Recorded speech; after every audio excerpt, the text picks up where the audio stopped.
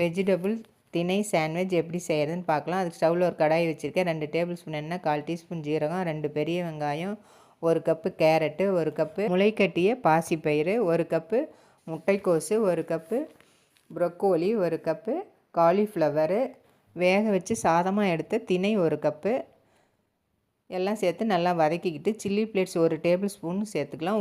உப்பு தேவையான அளவு சேர்த்து நல்லா வதக்கி எடுத்தால் ஸ்டஃபிங் ரெடி ஆயிடுச்சு.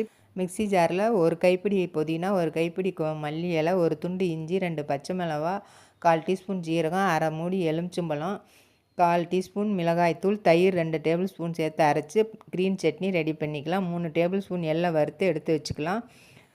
வீட் பிரெட் எடுத்து அதில் க்ரீன் சட்னி வச்சு நம்ம ரெடி பண்ணி வச்ச வெஜிடபிள்ஸையும் வச்சு அது மேலே எள்ளு தூவி பன்னீர் இல்லைனா சீஸ் கூட நீங்கள் வச்சுக்கலாம். இப்போ ஸ்டவ்வில் தோசை சட்டி வச்சு எண்ணெய் சேர்த்து ப்ரெட்டை பொரித்து எடுத்தால் வெஜிடபிள் திணை சாண்ட்விச் ரெடி. நீங்களும் செஞ்சு பாருங்கள்.